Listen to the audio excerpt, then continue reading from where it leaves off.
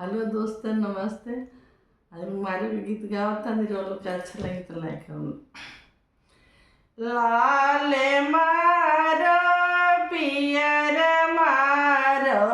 बेतवे छावल मारो लाल मारो पियर मारो बेतवे छावल हमारो आहे माई से हमारो बैठली कौन बेटी सुखी सुखी रवे आहे माई से हमारो बैठली कौन बेटी सुखी रवे आहे अम्मा के करा के अम्मा कह बोलाई बता के ये हमारो अपने अम्मा के करा लगे बैठबिए अम्मा के करा लगावा उठब हो अम्मा आहे अम्मा के करा के अम्मा कही बोलाई बता के ये हमारो अपने अम्मा सासू लगावा उठिया हो बेटी सासू लगवा उठिया हो बेटी सासू लगवा उठिया हो बेटी सासू लगे बैठिया हो बेटी आहो बेटी नहीं के अम्मा कही बोलैया हो बेटी उहे तोहरो अपने अम्मा आहो बेटी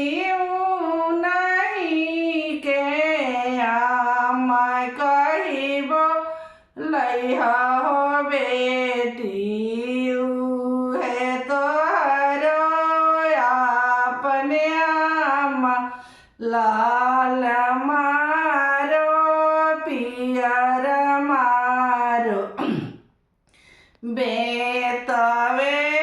छावल मारो लाल मारो पियर मारो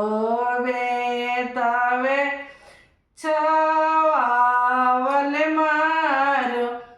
आहे माई से हमारो बैठली कौनी बेटी सुखी रवे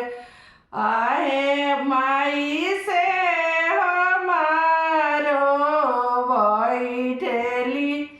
कौनी बेटी सुखी रवे के करा लगावा उठब भाभी के करा लगावा बैठब भाभी आहो भाभी के करा के भाभी कब बोलाई बता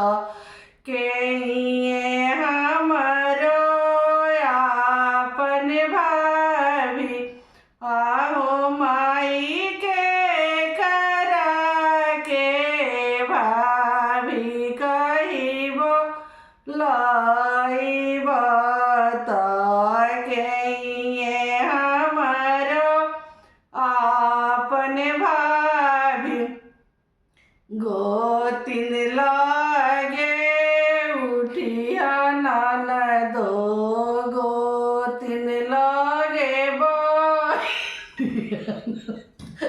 आओ ननद